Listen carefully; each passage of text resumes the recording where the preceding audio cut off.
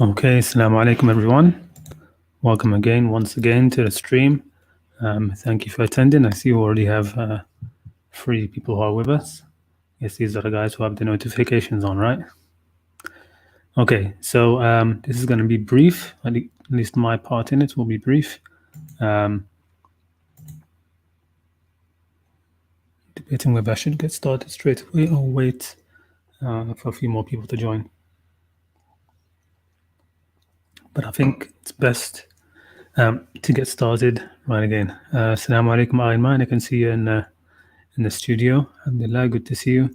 Salaam, Parrot Boy Pirate, good to see you again. Hector, Assalamu alaikum. We have some nice regulars here. Excellent. Okay, so what am I going to be showing today? Let me widen the screen on this.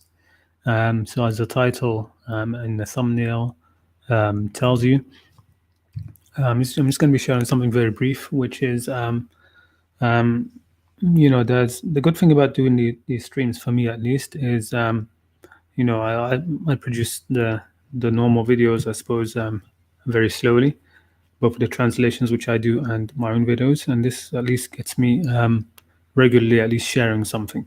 I don't necessarily have to spend too much time thinking about what I'm going to share because, as I've advised many of you to do, if you keep like a note-taking app or something with you, and, during your normal reading of the Qur'an and stuff, you can start, any contemplation, anything you find interesting, you can jot it down, and, before you know it, you have like a whole plethora of different thoughts, some completed, some uncompleted, some things to follow up researching on, some will just start to explode the amount of things you can see from the Quran.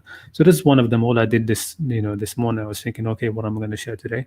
So I just opened up my app and looked through, and I thought, okay, this is an interesting topic which I had jotted down, I think quite a few months ago, which is that it seems the Quran seems to indicate quite strongly that hell is much smaller than paradise.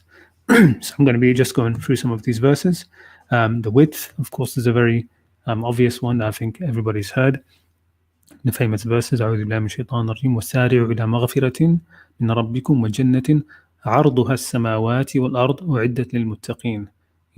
Hasten or rush to forgiveness from your Lord, and a garden, the Jannah, that's as wide as the heavens and the earth, prepared for, of course, here it's put righteous, but it's the muttaqeen, those who have taqwa. And often, almost always, all around the Quran, you'll find that it's the muttaqeen who are the saved people, the ones who go to Jannah. And the next, and this sort of phrase comes in another verse. In this case, it says sabiqu. So very similar to this one. Okay, this one says race. Sari'u comes from to do something quickly. Go quickly. Whereas sabiqu really means a race, like race each other to something. When you race each other, that's sabiqu. When you're just running to something by yourself, not not in competition with somebody else, that's this one, that's sari'u. Okay, so sabiqu, and it's very interesting that here it's put sabiqu, which is like a competition, because here it's talking about those who is it prepared for? Jannah, the width of the heavens and the earth, again, prepared for those who have faith in God and His messengers, not messengers. So all of the messengers.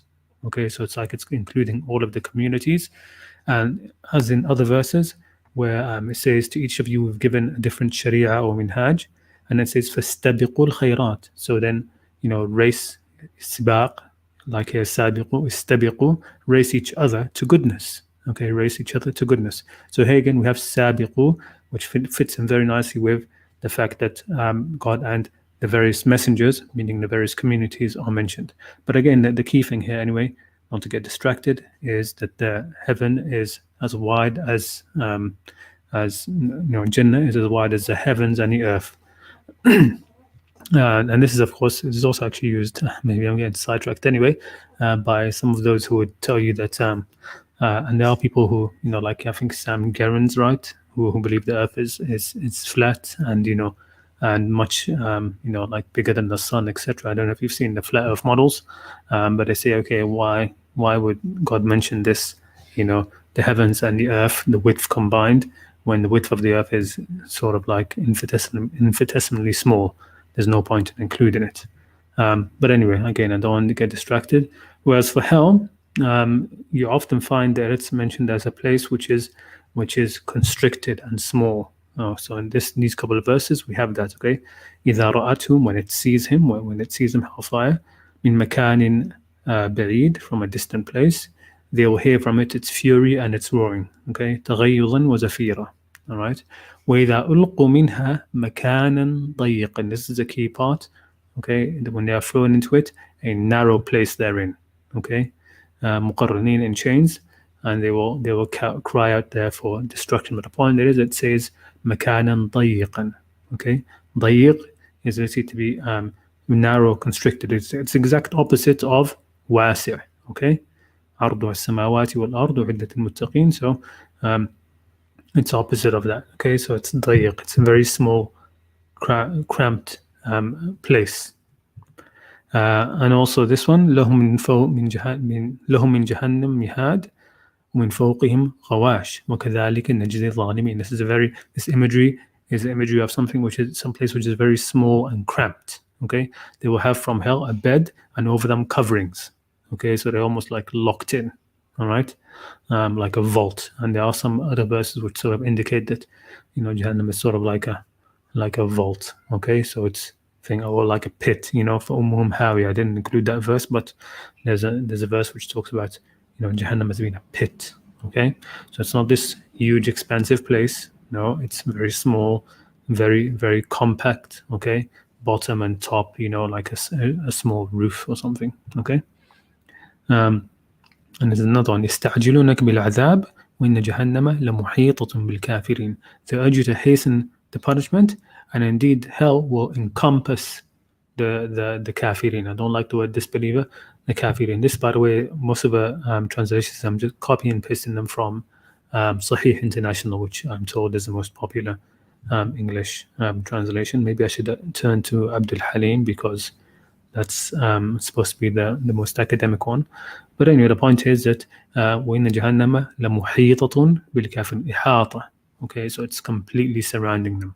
Okay, when something's completely surrounding you, it's something which is, of course, close to you. Okay, you don't really say something is completely surrounding you if there's a huge amount of space, in its sort of like there's a huge, like a small thing inside a huge expansive space. No, muhita is like close.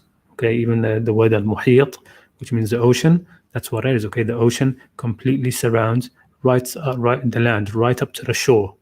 Okay, it's right, there's no space. Okay, وَإِنَّ جَهَنَّمَ لَمُحِيطَةٌ بِالْكَافِرِينَ. So however big the kafirin are, okay, Jahannam is surrounding them. All right, however many there are, Jahannam is surrounding them. Okay, so think of it in that kind of way. Another way to look at it is the doors. So we are told that the heaven has an undefined number of doors. Now in traditions they say there's 8 doors, but of course we are looking at the Quran. The Quran doesn't mention 8 doors. It just mentions doors in the plural for the people of paradise. And this, a beautiful verse. وَسِيقَ الَّذِينَ اتَّقَوْا. Again, remember taqwa, the people of taqwa. وَسِيقَ الَّذِينَ اتَّقَوْا إِلَى رَبِّهِ إِلَى الْجَنَّةِ زُمَرًا. They are taken there in crowds. Okay, حتى إذا جاءوها وفتحت أبوابها, until when they come to it and its doors are opened. Okay, many doors. وقال لهم خزنتها سلام عليكم طبتم فادخلوها خالدين. Okay, let me read the translation. But those who have taqwa of their Lord will be driven to paradise in groups until when they reach it, while its gates have been opened, gates plural, and its keepers say, peace be upon you, you have become pure, good, so enter it and abide eternally therein. Okay, so then of course they will enter. Whereas hell, وَإِنَّ جَهَنَّمَ لَمَوْعِدُهُمْ أَجْمَعِينَ, indeed hell is a promised place for them all. لَهَا سَبْعَةُ أَبْوَابٍ.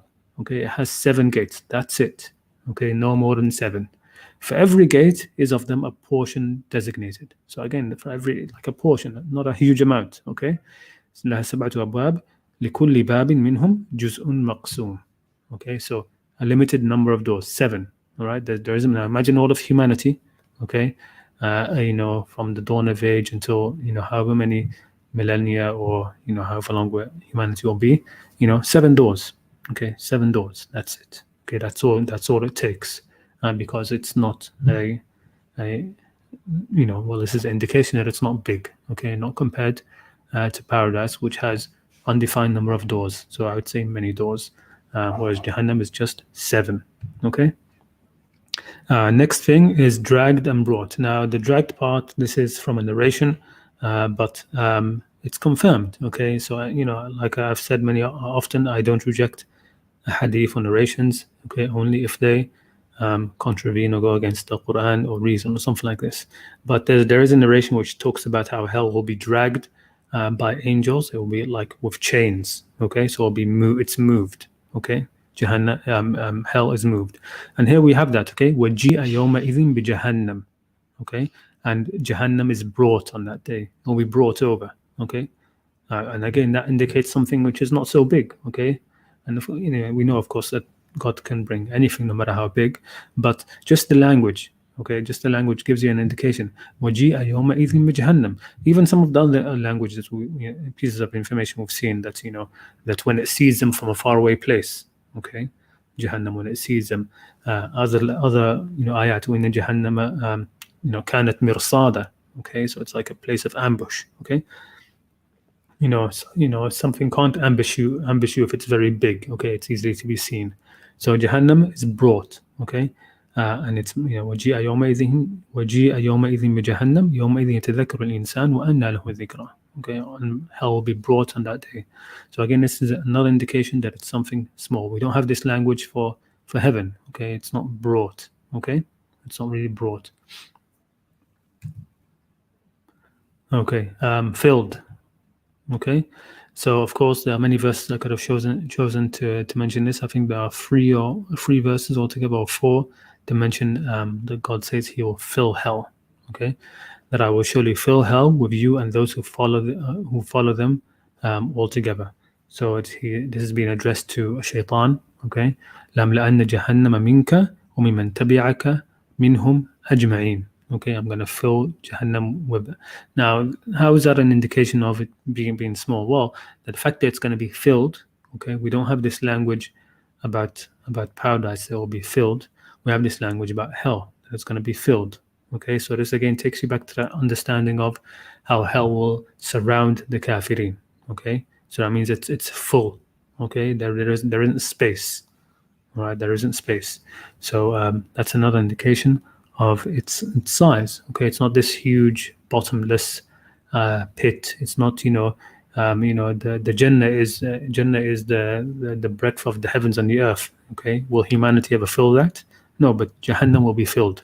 Jahannam will be filled by Shaitan and those who follow him. Okay, so we couldn't even properly fill the whole of this earth, could we? Even if you brought all of humanity that has ever lived or will live, you probably wouldn't completely fill the space of this earth alone. And this is something I'm putting in just as sort of another indication. وَلَقَدْ ضَلَّ مِنْكُمْ جِبِلًّا كَثِيرًا. Okay, أَفَلَمْ تَكُونُوا تَعْقِلُونَ. This in Surah Yasin. And he has already led astray from among you much of creation, a multitude. Now, the reason why I brought this verse, and of course the next verse, it says, أَفَلَمْ تَكُونُوا هَذِهِ جَهَنَّمْ الَّذِي كُنْتُمْ تُوعَدُونَ اصْلَوْهَا الْيَوْمَ بِمَا كُنْتُمْ تَكْفُرُونَ. This is Jahannam, which you used to be promised. Enter it today because of what used to be, in kufr. Okay, بِمَا كُنْتُمْ تَكْفُرُونَ. But here it says, لَقَدْ أَضَلَّ مِنْكُمْ جِبِلًّا كَثِيرًا. Okay, Jibilla is like a big amount. Okay, a big amount.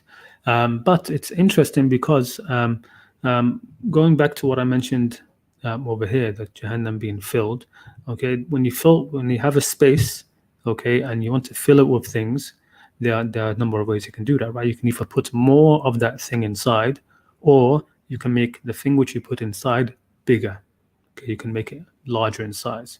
Okay, and the word here, jibillan kathira. Jibil, it's reminiscent of jabal.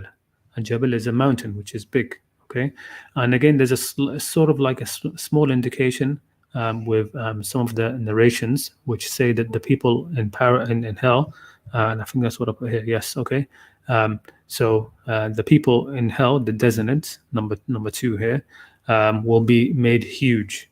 Okay, they will be big. All right. So in that way, that's when God says, "I'm going to fill hell with you." Okay. So the amount who go in hell will be made huge, bigger, and will fill the whole space of hell.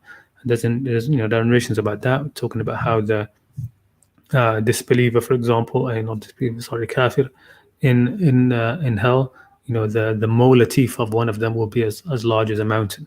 Okay, so that there's a small indication about as big as Mount Uhud, Jabal Uhud, right? Jabal. لقد ضل منكم جبلا كثيرا. Okay. The other reason why, number one, I was supposed to write here that it's a mercy that hellfire will be filled, that Jahannam will be filled. It's a mercy because it means either the size of the dead instance, like I said, will be made to fill it, or the other way to look around is that God did not create more of hell than was needed. Okay, it's not that God created hell and then decided, okay, let's fill this up, let's see who I can get inside it. No, God created the amount of hell exactly as was needed, as proportioned, as he would know, as proportioned to the need for the justice. Okay, so he didn't create even a little bit more space in hell that would not be used up, and that's from mercy. Okay, it's a mercy, for example, that for a state to have only the amount of prison space that is needed for the criminals. To have more than that, it's almost like you're saying, okay, I want to bring more in. Okay, so that's basically what I wanted to share today. Let's get see what we have in the background stage and see who is saying what in the comments. Let me change this. All right, let's see. MashaAllah, we have quite a few comments here.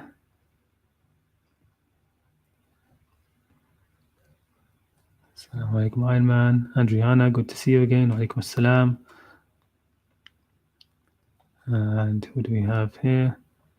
Let me just try to get some of these comments in first. Yeah, hell will be filled. Yeah, with people and jinns. Yeah, basically the followers of shaitan. Okay, whether jinn or humans, right? Those who follow shaitan, who are in ibadah to shaitan in the end, and ultimately all ibadah is either going to be going towards God or to shaitan. Okay. Somebody said, brother, it's interesting. Jahannam is already created, but hell is not. You mean Jannah is already created and hell is not? Well, we don't really know that. You'd have to, I'd be interested in to find out why you think that. It will be created. One verse says the gates of heaven will not be opened for them. Could it be that hell will be? Let's check out the rest of this. Could not be that hell will be in this earth in the future, because one verse says that the gates of heaven will not be opened for them on the day of resurrection. Jannah is already created. I'm not entirely sure what you're getting at there, but I'd love to hear about it if you're willing to come on.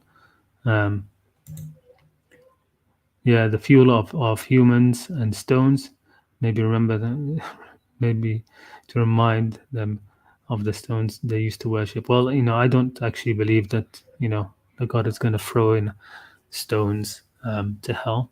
Most idols in history were made from wood; they weren't made from stones. So if God was going to talk about the fuel being of hell being something, it would be wood and men or something.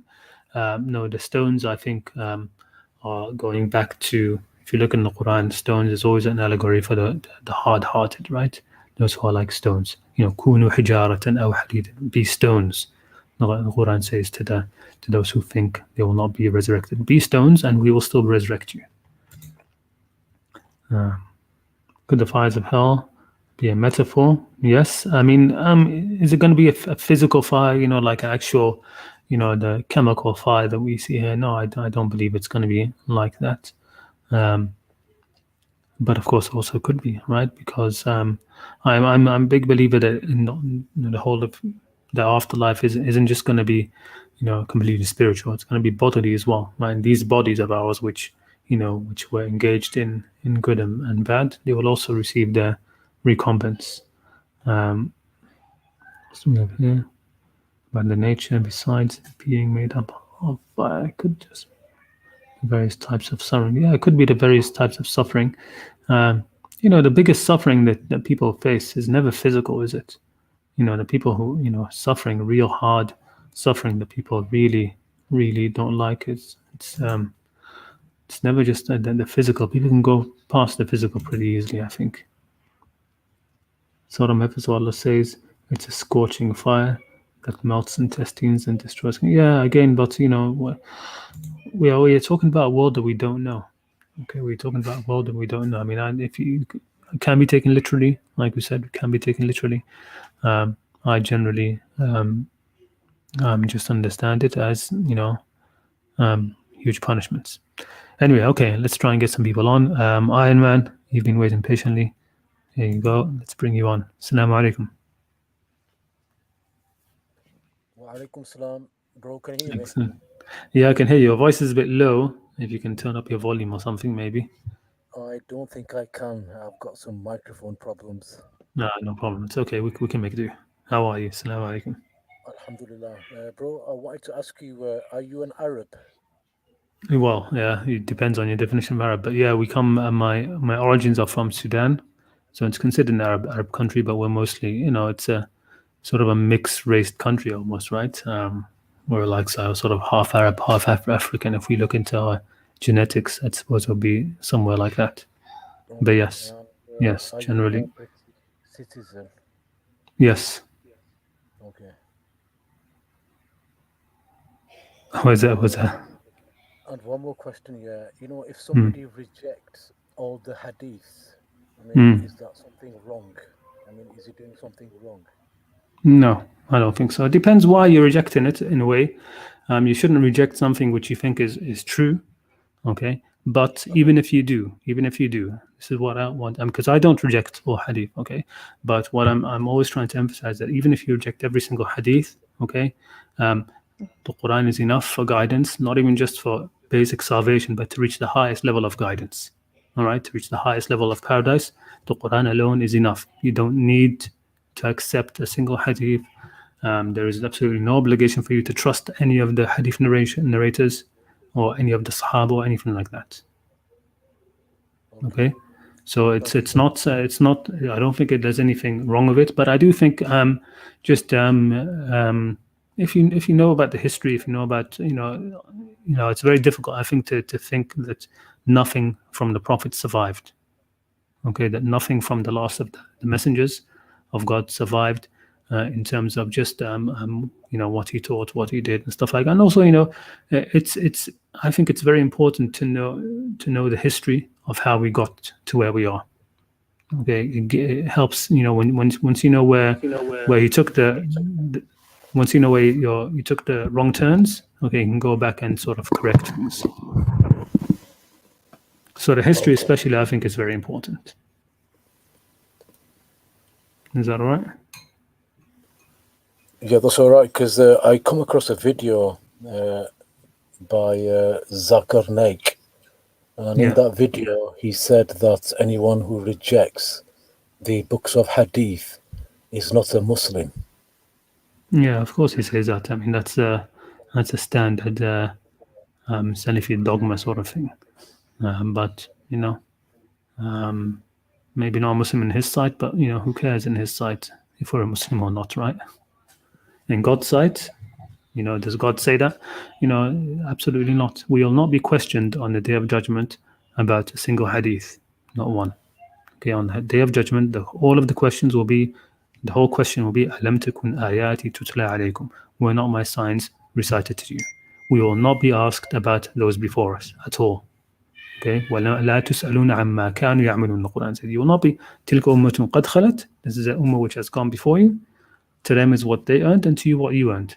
And you will not be asked about what they used to do. Right? It will not matter. Yeah? Okay, yeah, Is that okay? all right. Yeah, that's fine, that. And one more thing, if you don't mind me asking. Yeah, go ahead. No problem. There's a guy who's made a YouTube video, and he's challenged people who only follow the Quran yeah, to explain why there's no details about Abu Lahab, Surah 111. Yeah. And his argument is, that without the hadiths, we wouldn't know who Abu Lahab was, and also we wouldn't know who his wife was. So, I mean, what would you say to a particular individual, to Okay. refute his Let's say. claim? No, it's okay. It's true. You wouldn't know who the exact person Abu Lahab was, or his wife was. But so what? What has that got to do with the surah? Do we need Well, to know who the person is to gain some guidance or some knowledge from that surah? Do we need to yeah, know who they were exactly? well, we don't really need to know who they are exactly, but the Yeah. problem is he's using this as an argument, Well, yeah, it's true. It's true. to imply that without the hadith we can't understand the Quran.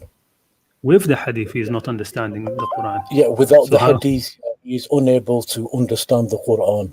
No, I'm saying that even with the hadiths, he's not able to understand the Quran. So, it's not helping him at all. In fact, with the hadiths, it's blocking him from understanding the Quran very often. So, I mean, Yeah, there's a lot. There's a lot you can get from that surah. Okay, a huge amount. And if you're just focused on Abu Lahab, the Prophet's uncle, you're not going to get it. You're not going to get it at all. And it doesn't matter who it is. It doesn't matter. The details that God left out from the Quran are left out for a reason. There's a reason why God has not mentioned a single tribe or any of the people or places in the Quran, except very, very, sparingly. He mentioned Quraysh in one surah dedicated pretty much only to them. Lila fi Quraysh. He mentioned Zayd. Okay, Zayd. We know it's Ibn Haritha, but it doesn't matter. It's just Zayd, one person, one name, and the Prophet Muhammad. Okay, and Abu Lahab. Okay, if we take that as actual kunya of somebody's actual name, and that's it. Who else is mentioned in the Quran? What other tribes are mentioned in the Quran? Okay, there's a I don't reason know. for that. There's a reason. It's not God has left it out so that you need to find the hadiths and narrations to fill in the gaps for him. No, they're left out for a purpose. For it's obviously by purpose, right? What places are mentioned? Yathrib, Mecca. That's it. Okay, you've got Badr, the place of the battle. Okay, you've got Hunain. What else? Rum I mentioned. Okay, You've got are sorry. Bakka. Becca and Mecca, yeah, Becca and Mecca are pretty much the same. I mean, I know there are some that will tell you no, they are different places, but Becca and Mecca are the same place. But okay then, Becca and Mecca, okay, and but that's it. I mean, if you read the Sirah, read the huge amount of tribes that are mentioned during the Sirah, okay, the huge amount of places, okay, they're not mentioned by name, okay, deliberately, right? The Quran is deliberately ahistorical. Deliberately. Okay, it's one historian said the Quran seems to frustrate the historian because it doesn't give the historian much to go on. Okay, and that's part of the point. Okay, because it doesn't anchor itself like that in directly into these names, it becomes timeless in a way. Okay, it transcends its time. All right. So that's what I would say. But with regards to these things, of course, there will be many who will say that without the Quran you can't do this, without the Quran you can't do that, and often they are blocked themselves from the Quran. These are part of the locks, okay, which stop people from contemplating the Quran. Okay. أم على قلوبنا أقفالها.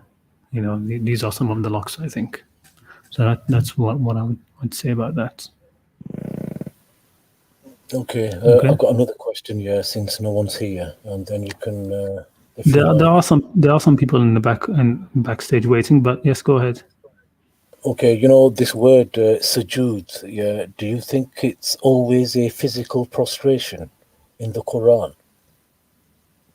Well, it's not always a physical prostration, but when it's mentioned to the human being prostrating, it's almost always physical. Yes. Okay, I mean, right. Is there, it can be. I mean, somebody can be in prostration, okay, physically, but sort of like internally they are not. You know what I mean? They're Yeah. not really prostrating to that person or thing. But of course, God speaks about everything doing prostration to Him. Okay, the shadows. Okay, the sun, the moon, the stars. So it's not always that. Okay, but for example, when describing when God adapted the salah of the Prophet into the fear prayer, okay, that was obviously physical prostration. فإذا سجدوا فليكونوا من ورائك. Okay, so when they it was basically the verse is telling the Prophet that when he prays outside, basically during a time of fear, okay, with his army, okay, that half of them will be doing the prayer, and he mentions doing sajda. While they are in sajda, the others should watch their backs, basically. Okay, so that's obviously physical. Okay, on the subject of sujood, is there anywhere in the Quran where we are instructed to do sujood towards the Kaaba? No, I mean the sujood is to Allah, right? Yeah, Right, it's to so God. Okay, so if the that's the case, direction. Yeah, go why ahead. are people doing sujood then towards the Kaaba? Well, it's a qibla, it's a direction. Okay, it's a direction. I mean, whenever you do sajda, you're going to be doing it in a certain direction. Okay, no matter what. Yeah, but Right. if we are not instructed to do a sujood in a certain direction or any particular direction, because if Allah is everywhere, why do we need to do sujood in a particular direction, especially when there's no instruction in the Quran? Yeah, that It's tells part. us to do such a thing. No, the instruction is part of, basically, it's included within the salah. You've got some sound behind you. Sorry. It's part of the qibla for salah. That's just basically, it's as simple as that. I mean, if you think we're not going to find, a verse telling you, okay, do your ruku', when you do your ruku', do it towards Masjid al-Haram. Okay, your sajda also towards Masjid al-Haram. When you do a salah towards, it's not going to be like that. Okay, the general idea, what I think anyway, is that the salah of the Prophet sallallahu alaihi wasallam, okay, the Prophet, the way he prayed, okay, that's a uswa which God calls a good uswa. Okay, uswa hasanatun. Okay, and God is saying, in Him there is a good uswa to follow.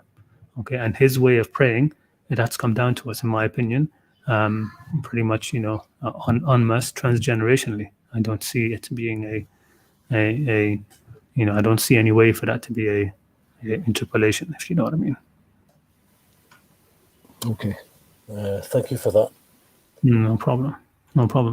All right, Jazakallah khair. Thanks a lot, Iron Man. Let me, if you don't mind, I'll take you off now, and I'll see who else would like to come on. Okay, thank you. Okay, let's see who else we have. We've got somebody called Muhammad. I think it's the first time we've had you. Assalamu alaikum, Muhammad. Walaikum salam. Can you hear me? Salam. Yeah, I can hear you. How are you? Yeah, fine, thank you. Actually, I wasn't prepared to prepare some questions because this was certain. I came to your channel and it's already started streaming. If I knew, I would have prepared some questions. But there's some question I'd like to ask. What is regarding about human? What make us evil and good? That's the thing. I mean, we are created on us for a purpose, but as you know that people say there is a gene, Satan, that make us evil. But how it affect us actually is through our conscious that there is a whisper from the Satan, or how this works out. Well, people are either good or evil by their own choice, right? They decide, if they see something they want and it's not theirs, they can either accept that or they might go ahead and try and steal that, right? We shouldn't be blaming, all of the good and the evil of people on shaitan. And then shaitan on Day of Judgment will say, I had no power over you. All I did was call, and you responded. Okay, in the end, the response is the people's. Response is the people's. But yes, there is certainly, and I know some people, deny this now. They have a very materialistic idea of the world, but there are, call them negative spiritual forces. Okay, intelligent, malevolent, who do wish harm, and do wish people to be misguided. Okay, so we have that. But it's a lot of that, a lot of the work that comes through that, it's not all just because it's whisperings in the heart. Okay, sometimes the voice of shaitan is coming through a scholar, sometimes it's coming through a sheikh, sometimes it's coming through a book you're reading. Okay, so you have that. The Quran mentions, saying to shaitan, God says to shaitan, go for it, go and try to seduce them, with your voice, with your footmen and your sort of your horses and these sort of wajib alayhim بخيلك ورجلك وشاركهم في الأموال والأولاد, and be their partner in their wealth and in their children. Okay, look how people use their wealth for evil. Look at how people, their children, teaching them evil. Okay, be their partner in that. Right? وعدهم, and promise them. إن الشيطان يعدكم الفقر. Shaitan promises you poverty. Okay, so there is definitely influence of shaitan, and everything which God has told us to be wary of, we have to really take seriously. When God says, إن الشيطان لكم عدو فاتخذوه عدوا. Shaitan is really an enemy to you, so really take him as enemy. It's not a small thing. He's not saying that just because you just say "A'udhu billahi minash shaitanir rajeem" and he runs away. Or I have a video here which is from Hassan al-Maliki, who I translated it, which is how they've made. I changed what he said. He said in Arabic that the traditional understanding of shaitan, they've made him like Adil Imam, who is a comedian in the Arab world. I changed it to the sort of like the English correspondent of Mr. Bean, right? Mr. Bean is like an idiot, right? So they've made shaitan a bit like that. You do the adhan and he runs away farting. I mean, come on. Okay, so he's a real enemy, a real danger.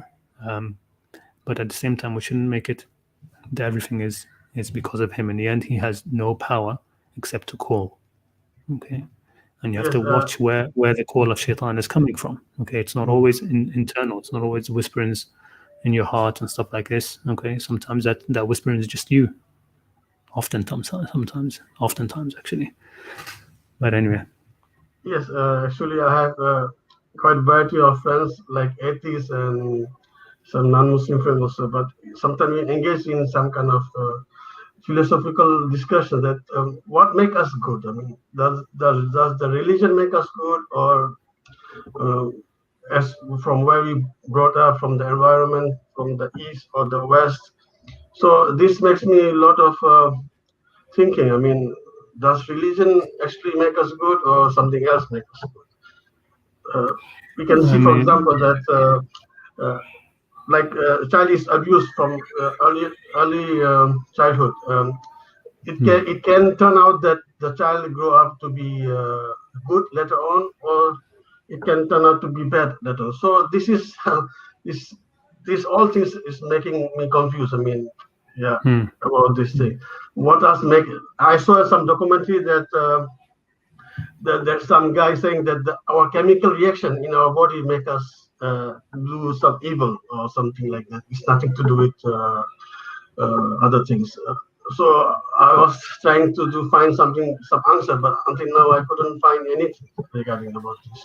To be honest, my advice of you, I mean, this is of course a very deep topic. My advice to you would just be look internally at yourself. Okay, now never mind about other people, what makes them good or anything. What you yourself, okay? Do you see yourself as being compelled to do something? Okay, if you look out your window and you see somebody walking down the street, can you decide to go and kill them or not decide to go and kill them? Okay, it's entirely up to you. All right.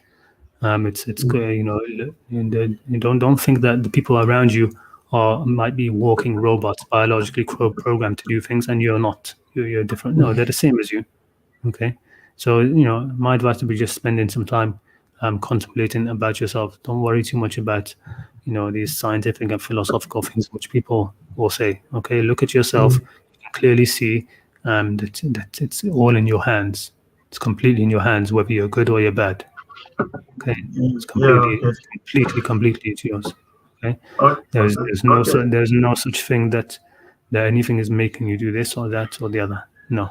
Okay. You might, if you end up being tortured into something to do what you don't want to do, that's different, and of course God looks on that favorably.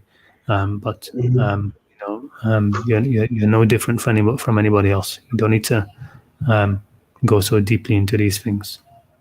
Okay, one last question. I don't want to hold you for much longer. And there's one verse in the Quran said, "The righteous do not taste the second death; they go straight to paradise." So in verse 2.154, it's mentioned that, "And do not say of those who are killed in the cause of God, they are dead. No, they are alive, but we do not receive." Yeah. That means we don't experience that second death, or what is Well, I think that's that verse is basically a reward. I mean, if you give your life, your very life, in the cause of God, God gives you a life in return.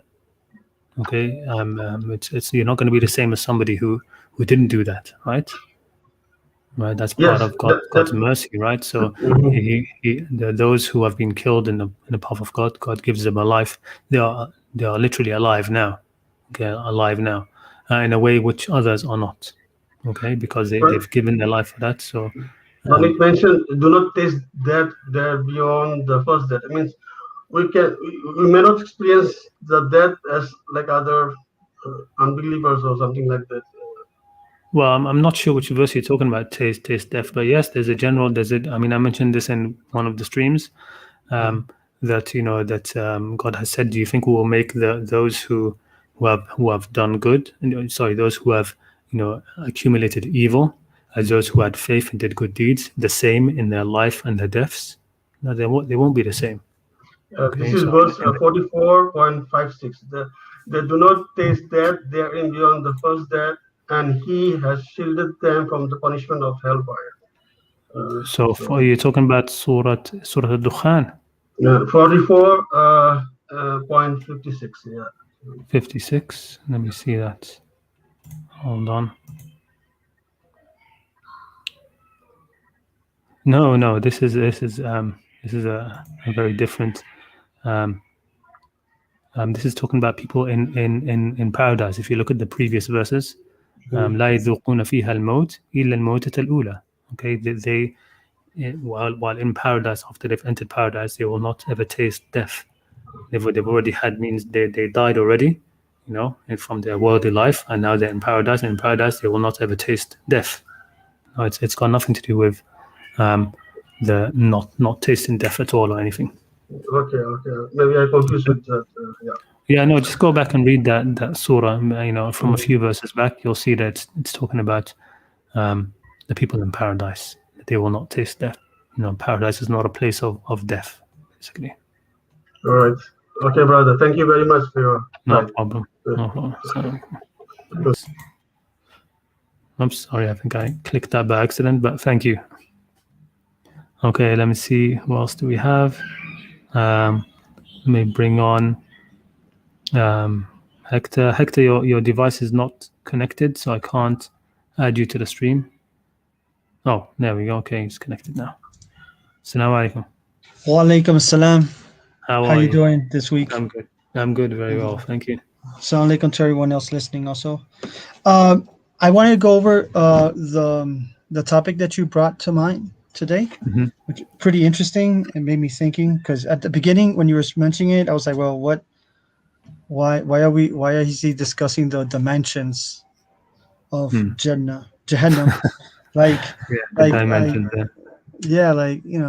not the dimension, but like the size and all that. And then I realized what near the end, when you talked about, when you mentioned that it will be filled, and then I said, well, maybe if I don't have correct understanding, I might think that there are going to be more people in Jahannam than in Jannah. That's what I thought. Maybe that's wrong. I said, oh, well, okay. But another thing that really caught my attention was the fact that you mentioned the 7 entries to Jahannam. Is this Yeah. correct? Yeah. Now, just first, I would like to. Doors. That's a hadith, isn't it?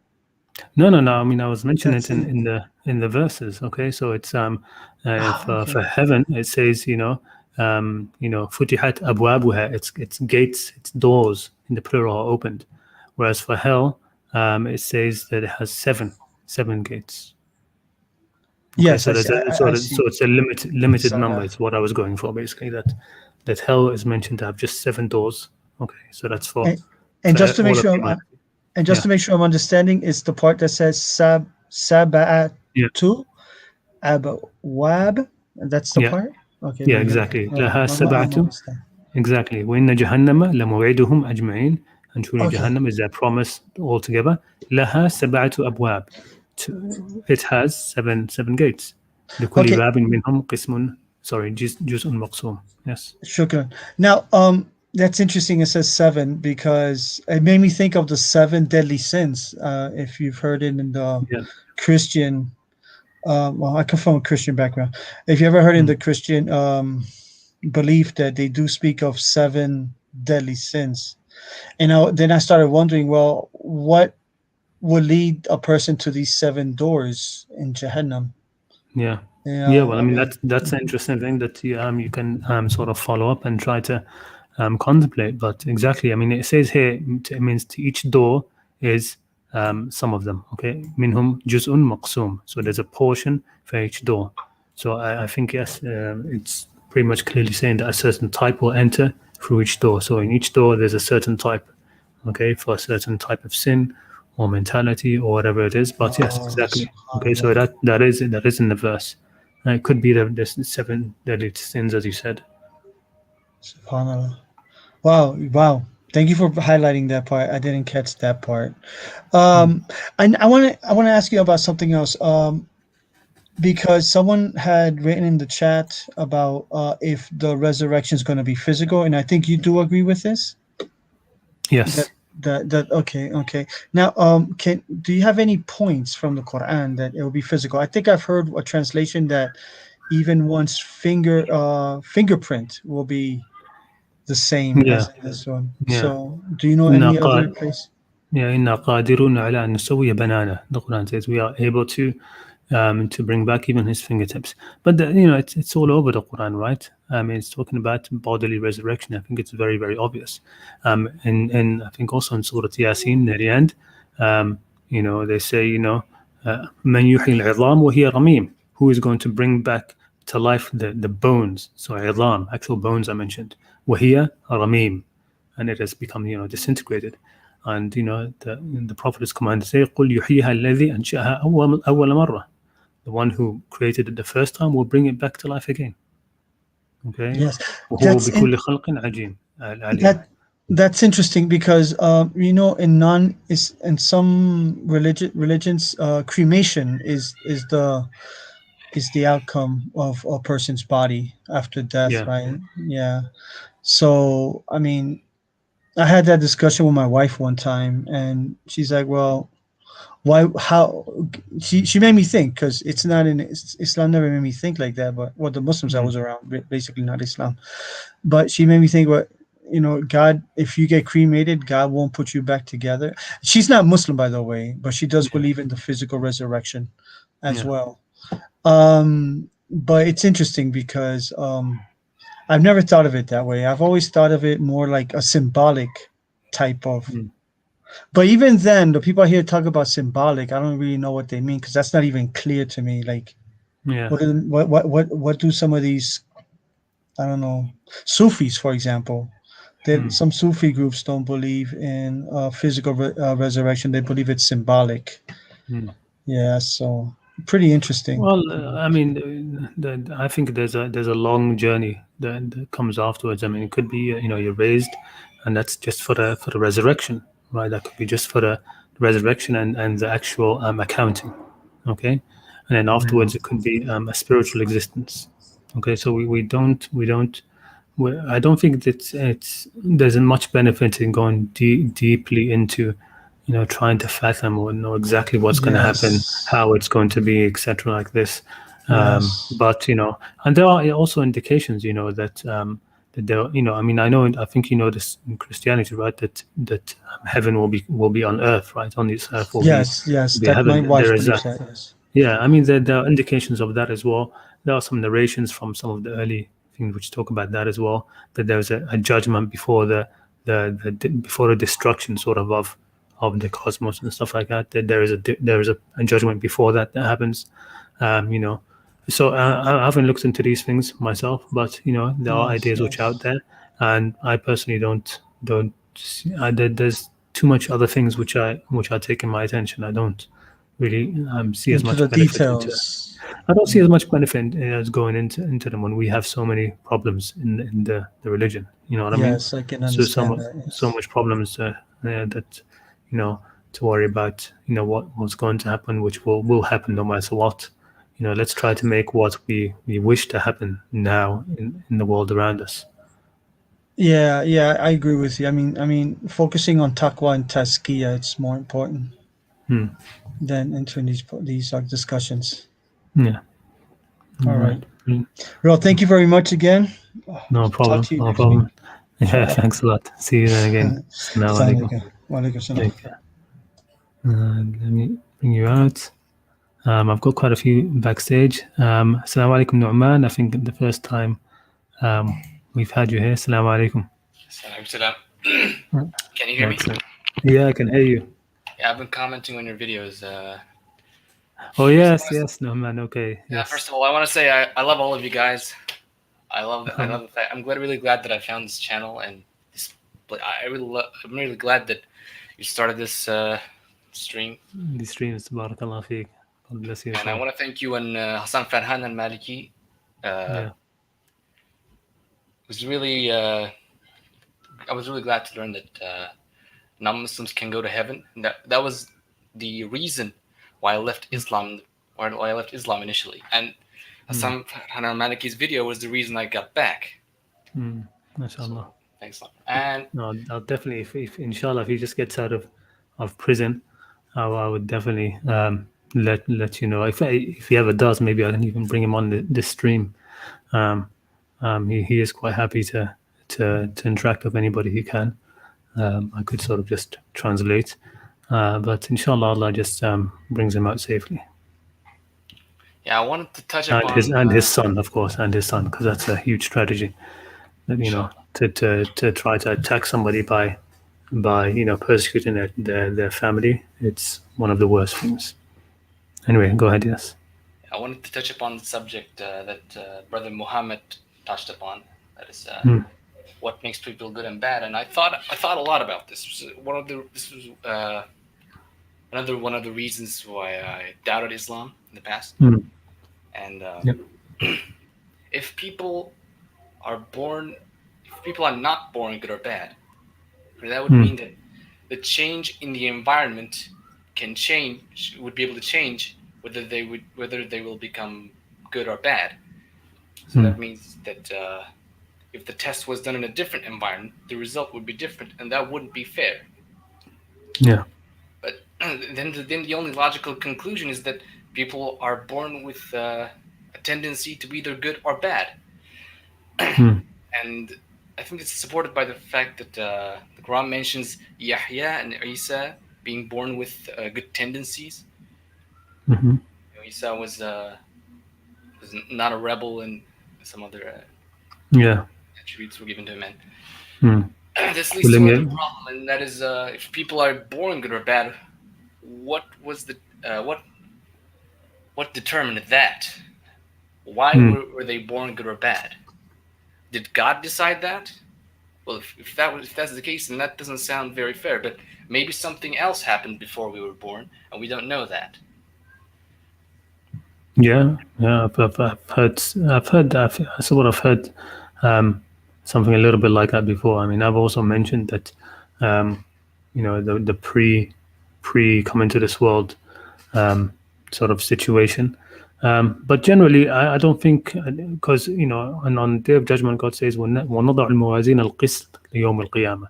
We have the scales of justice, and they will be placed on Yawm al-Qiyamah, and everything will go into that. I mean, I don't think it's going to be like, two pans, okay, a left pan and a right pan, and sort of arbitrary. You put here and you try to make it balance exactly. No, God, in God's balances, everything will be put in there, okay, including natural disposition. All right. So how much of these things influence you? I think. Okay. So some people, for example, I do believe there are some, for example, people who are just born, for example, who with very hot tempered. They just get angry quickly, right? They find it much more difficult to control their anger. They're very easy to anger, right? That's part of their nature. Okay, it's sort of a part of them. Okay, now they have to try to control that. Okay, but that quality of their being, of that part of their nature being quick to anger, that will be put in the scales as well. Okay, that will be part of what God looks at, right? Inna Allah basirum bil ibad. Okay, and God, He sees intimately the servants. Okay, Wallahu khabirum bima tasnaun, and God is expertly aware, khabir and expert in everything that you do, right? So it's when God judges, He will judge fairly with all the circumstances involved, from genetics to temperament to your upbringing and to everything. Okay, there will not be any injustice at all. Okay, so in terms of circumstances, some people are born in this place, some people are born in that place. Yeah, I agree that in some places it can be very, very difficult. Okay, some people may be born in circumstances where it could crush them. Okay, but God does not expect of you, and it's what some people misunderstand. They think that God will not give you a test greater than what you can bear, etc. No, God does not expect from you something more than you are able. Doesn't expect you to do more than you can. Okay, in terms of the fitna that people do to each other, that can be huge. That can crush people, right? There are persecutions that people do against each other which are really, really bad, next level. But God doesn't expect of you to to do what is beyond your capacity. All right. Yeah, in the end, that's how I see it. Consolation. Sorry. In the end, it's knowing that God is fair that gives me consolation. Yeah, exactly. I mean that's what that should be the bottom line in many of these discussions. The discussions people have about hell and unfairness and this and that. The bottom line is that. I mean, I'm very critical of the people who look at, for example, hell and see, okay, and they conclude that God is unjust or is malevolent or stuff like this. Okay, but all you're doing is selecting one thing over the other. I can appreciate somebody saying it's contradictory. I can appreciate that. Somebody saying that it's contradictory, that God is most merciful and he will punish people in hell. I can accept somebody saying it's a contradiction. What I can't accept is somebody saying, okay, he is evil. Okay, no, but why are you choosing that side? Why aren't you choosing the side which says he will be just? Okay, why aren't you choosing that in the end he will be just? Especially since the other side is something you don't know. Okay, hell hasn't even happened yet. All right, it hasn't even occurred yet. We don't know exactly how it will be. All right, but we understand justice in this world which God has commanded. Okay, that takes precedence. Right, we have no idea what it's going to be. What it's going to be. I mean, I, for example, believe that khalidina fiha and these phrases in the Quran, that's an indication of timelessness, right? That hell is a place of timelessness, not for eternity, month after month, day after day, blah blah blah, till forever. People will be punished and stuff like that. No, it will be a punishment which is exactly in accordance with sin or less, okay, due to God's mercy, and it will be in that as in a timeless fashion. But anyway, we're digressing. I think. I wanted to ask you an unrelated question. That is about the NDEs. You seem to be very interested in NDEs, and I wanted to ask, how do you explain the contradictions in NDEs? Like, people have different NDEs, and yeah. Well, these I mean, these are people, exactly. I mean, these are people, different people from different cultures, different backgrounds, okay, having different experiences. They're not prophets, right? These are not people with pure vision, right? So whatever experience they have outside of their body, okay, when they come back into their body, it's gonna by necessity be filtered through their body when they remember it. Okay, so in their mind, in their brain, they have, they have either Jesus or the Prophet Muhammad or Buddha or whoever they have in their mind, right? So whatever experience they had outside of their body, when they come back in their mind, that they remember it through their mind, right? It's that kind of thing. But I mean, never look at an individual one and conclude something really. Okay, you need to.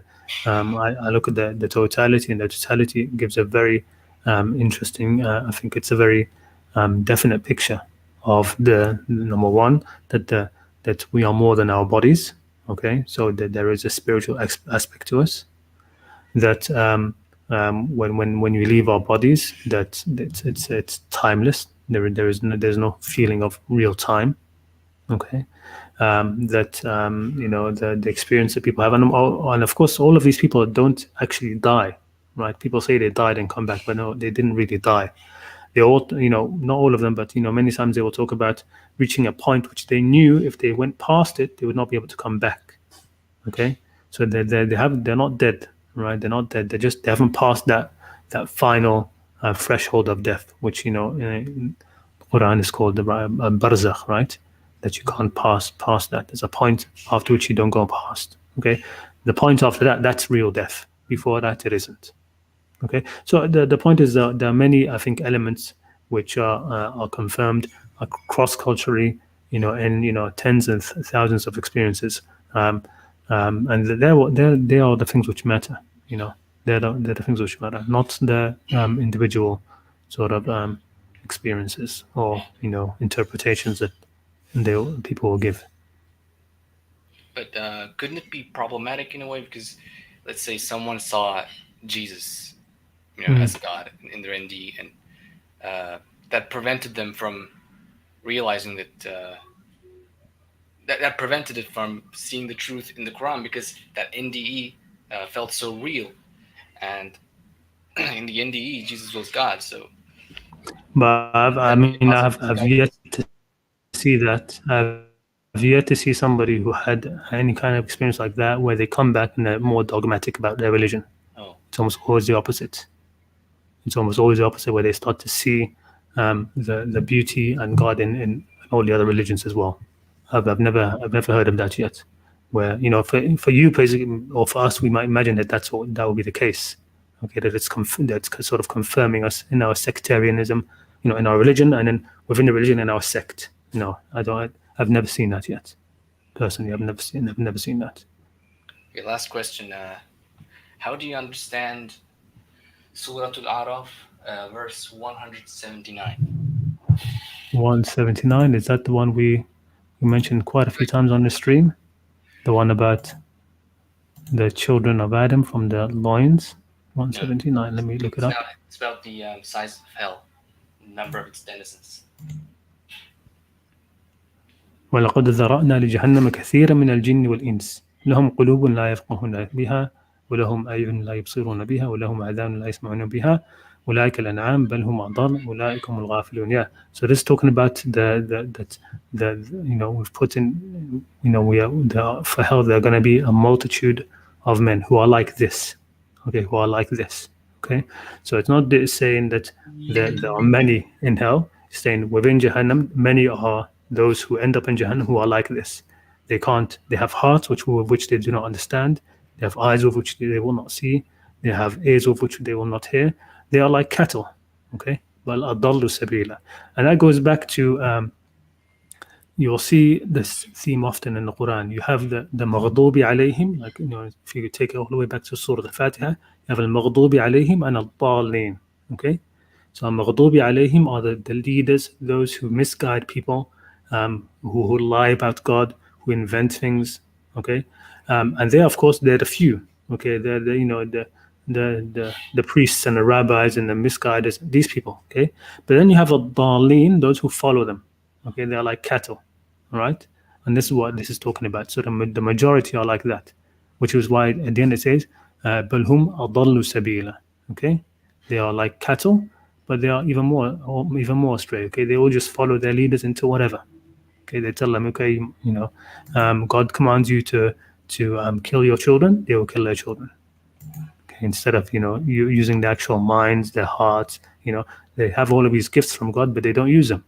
Okay, so they're like cattle, just blindly following, as we say now, right? And modernly, we always talk about sheeple, right? Sheeple, just followers. Okay, and that's a lot of the people in hell are going to be like that. A lot of the people in hell are going to be like that. Is that okay, and then you have from the plain reading, or does that require some interpretation? No, it's understandable from it. It says وَلَقَدْ ذَرَأْنَا لِجَهَنَّمَ كَثِيرًا مِنَ الْجِنِّ وَالْإِنسِ لَهُمْ قُلُوبٌ. Right? We have some interpreters, some commentators understand ذَرَأْنَا to be equivalent to خَلَقْنَا, and it creates problems. Well, if it was خَلَقْنَا, why doesn't he say خَلَقْنَا? Yeah, that's what I thought. The Qur'an uses specific language for a reason. God doesn't say one word instead of another, except it's for a reason. Okay, it's not created. I know a lot of the translators will put it as created, but no, it's not that. Okay, it's not that. It's not we have created them for hellfire. God doesn't create people just to throw them into hellfire. No. Yeah, that sounds kind of yeah, no. People go in بما كانوا يعملون, right? What you used to do. I mentioned, I think, in the last stream, it's all about your actions. What they used to do, right? بما كنتم تعملون بما كنتم تعملون, from the beginning of the Quran to the end. إنما تجزون ما كنتم تعملون. You're only being recompensed for what you used to do. Right? It's not that. The language of the Quran can sometimes make people think in that kind of way, but it's part of just the majesty of the speech of God in a way. Okay, there are certain things when it's a sort of a rule, like a law. Okay, God says, this is me doing it. Okay, this is me. So, for example, do you not see when the verse talks about the birds flying in the air, and it says, "Ma yumsikuhum illa Rahman." Nothing holds them up in the air except Ar-Rahman. Okay, there is nothing which is holding up the bird. Even now, when you look at and you see a bird flying, think to yourself, the only thing which is keeping that bird in the air is Ar-Rahman, is God. Okay, it is actually reality, the reality. Okay, which is God, which is keeping that bird up in the sky. That includes everything you know about science, about why a bird stays up in the air. Okay, it's that law. He made that. It didn't have to be like that. God could have made the world where it wasn't like that. Okay, where a bird flapping, no matter how much it flaps its wings, it's not going to fly. It's not going to stay in the air. Okay, God could have made the world like, no, he made it like this. This is him.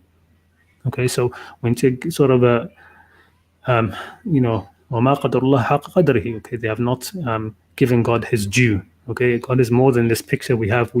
Our minds tends to snap into this picture of God as a a sort of a person, right? Almost. Okay, it sort of snaps into that. But it's that logic God is the same in the Surah Al-Anfal when it's talking about the Battle of Uhud, and he says, "You didn't shoot the arrows; God shot them, and you didn't kill them; God killed them." Yeah, so exactly. So there's some of the language of that is like it's the majesty of God. Okay, that he is, and he's the causer. Okay, nothing can you can't kill something unless God had made the world where you can kill things. Okay.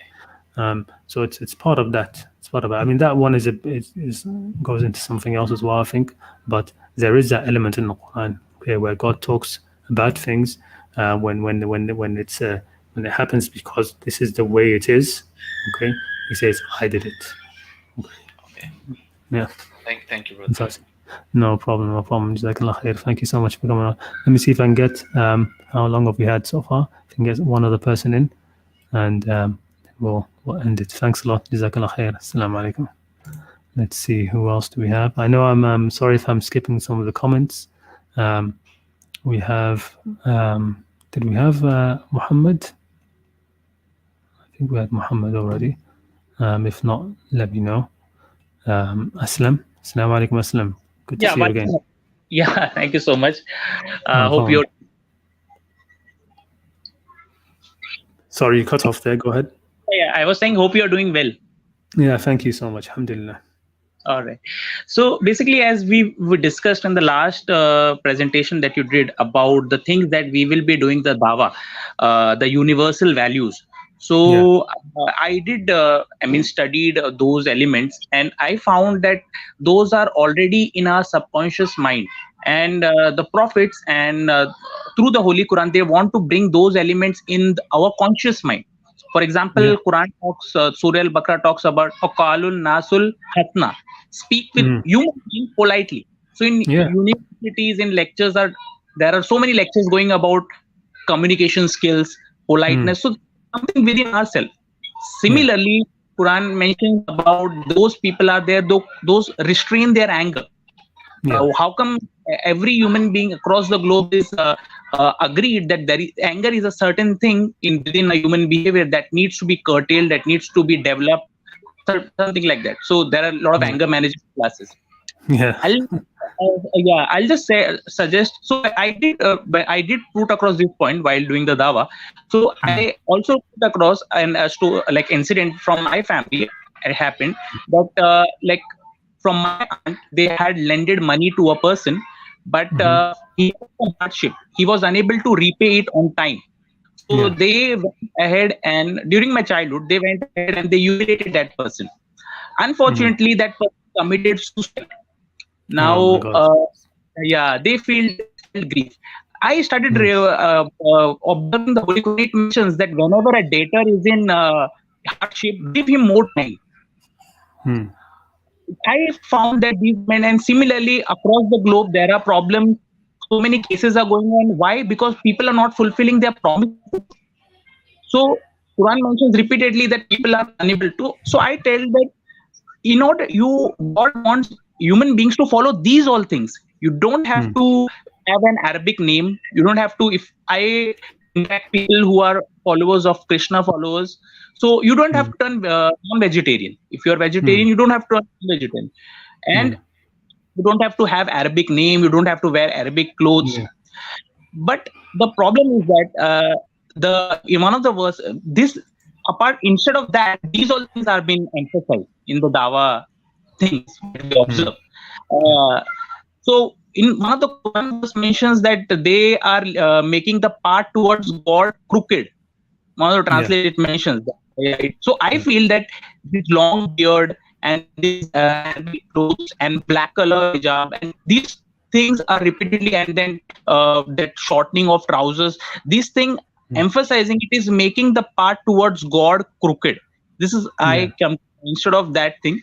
And secondly, I wanted to just get an understanding. I informed them that in reference to that blasphemy, last year what happened, you must be aware, a gruesome murder happened in France. A person beheaded a teacher. You must be aware about that. So I said that yes, they said that there is a verse, it mentions that tell those who curse or something to the prophet, there is a grievous punishment. I said that this will be a situational thing. It cannot be applied in today's time. So this is my understanding. I think blasphemy cannot be applicable in today's time. This is what my understanding is. This thing.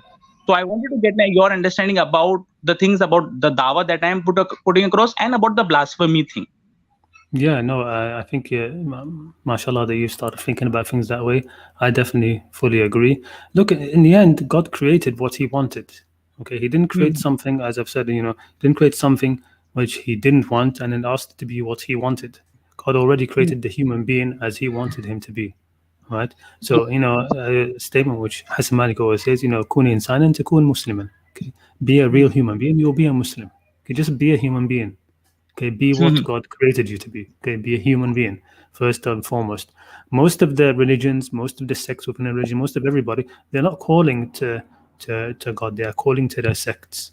Okay, they're not calling to God, they're calling to their own sects. Okay, believe like this, dress like this, do these rituals, this. Okay, they're trying to confine that. So, I mean, I definitely don't see it that way. And the straight path, like you said, they're making the path crooked. Exactly, and God has said, what the Sirat Mustaqim is. If you go to Surah Al-An'am, God mentions explicitly what is the straight path. Okay, and it's very simple. Don't kill. Stay away from indecencies. Don't. It's not difficult. It's not rocket science. It's just being what everybody knows already. Yeah, misinformation. Quran mentions that you observe information. People spreading rumors, news, and all. Quran mentions that don't spread rumors and all. Yeah, exactly. As for this thing which you mentioned about blasphemy law, and the verse they quote, is about those who harm the Messenger of Allah. How can the Messenger of Allah be harmed now? Anyway, I mean, who can actually possibly harm him? Because you must be aware that they murdered that friends in the teacher. Yeah, I know, but it's ridiculous. It's ridiculous. There's no such thing as blasphemy law in Islam or anything like that, where they tell where you must harm or do something to those who. It's not like that. In fact, the opposite. In one of the last surahs revealed, God mentions those who made fun of God and His Messenger. Okay, and nothing was done to them. And not only did they make fun of God and His Messenger, generally they did it while they were part of His army in enemy territory. So all this nonsense that people talk about when they talk about, what's it called? They talk about treachery and stuff like that. Well, this is the Prophet with his army in enemy territory about to fight the enemy, and these people are mocking him, are mocking the verses of God, and nothing is done to them. Okay. Nothing is done to them at all. They are not there. He didn't ask them to make tawbah. He didn't ask them to he didn't punish them. Nothing. Zero. Okay, there is no such thing as blasphemy. There is no such thing as blasphemy. But then God has mentioned punishment. Let's say I agree that there are punishment for stealing and all. But then if nothing is mentioned about blasphemy, if someone criticizes saying that Prophet Muhammad had like this many wives or something criticizes, how can he be for that? How can he be beheaded for that? And this is he can't. Yeah, he can't. There is no blasphemy law. The only time anybody can be killed is for killing somebody else. Nafs bin nafs, right? Nafs bin nafs, and that's it. And hiraba and these kind of things. Okay, al-baghi. Okay, the things where you're actually causing huge harm. Okay, there is no such thing as a blasphemy law where somebody is killed for saying anything about God or the Messenger. Yeah, but the sad reality is that they did not condemn the person who killed. They were condemning the president. I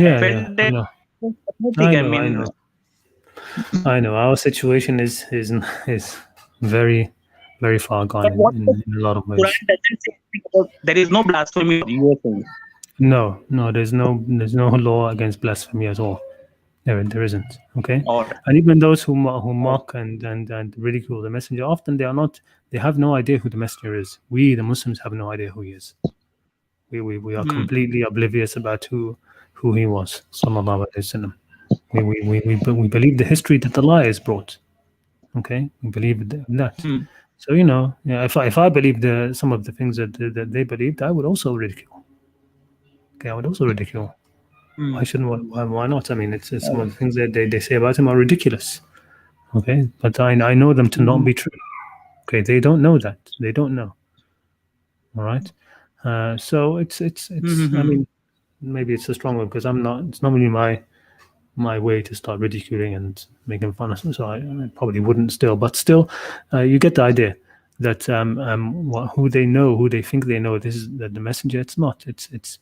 The messenger was reinvented in accordance with the early tyrants. If you want to put it in a nutshell, okay, they could not be like him, so they reinvented him to be like them. Okay, so that's why you have this very strange picture of the messenger of God, right? Sometimes he's behaving like this amazing paradigm of virtue, of beauty, of amazing, okay, truly a godly person, and another time he's behaving like some lunatic, right? Right, you have that, right? He's doing absolutely crazy, abominable things. But it's nothing. And this is what happens. So when when some tyrants, early tyrants, did certain things, okay, they made it. They started saying, no, this happened in the time of the messenger of God, and then later on they made it, no, messenger of God said it or did it, or it was him. It was him. It wasn't the tyrant, right? So this is why it is important to study the history if you want to get into these Because sort of I think the people who are from secular background, like France is also secular, they, if that picture is presented about Prophet Muhammad, they will definitely criticize. yeah, They will of course. Hmm. Yes, of course, Hmm. of course. You know, and we just want to buckle down. No, he did do this, yes, and it was right, and it's ridiculous. But that's the situation. That's the situation we are in. That unfortunately, the situation we are in. Okay. All right. All right. Okay. Assalamu alaikum. Thank you so much again for coming on. Let me remove you. Let me double check again. I think Muhammad, did we speak? Let me bring him on quickly. I think we already spoke before. If not, Assalamu alaikum, Muhammad. Okay, I think we already had him. Muhammad, of course, a very common name, so I'm not sure. Let me quickly check the chat. If there's anything addressed to me. In fact, if there's anything addressed to me, could you just type it now so I see it rather than scrolling through? It looks like people have been having their own conversations. In the meantime, I just want to remind them, I don't want to actually, I hesitate to say this because I don't want it to seem like I mind in any way people coming on to ask me, various questions, what do you think about? I have no problem with that at all. But just a reminder that what we're really looking for is for people to come on and share some insights that they have on the Quran. If there isn't, if you don't have anything, that's fine. Please, don't feel shy at all of coming on and speaking with me, and we speak together, and we knock around ideas, and that's completely fine. So I just wanted to mention that. Okay. All right. I think we'll end it now. We've gone on to almost an hour and a half, which is far beyond what I would like to keep the stream to, but maybe it's expanding, so maybe we should increase the time. Jazakumullah khair. Thank you so much. Yeah, that's it. Okay. Assalamu alaikum. I'm going to end it there. Jazakumullah khair. Hopefully see you again next week. Assalamu alaikum.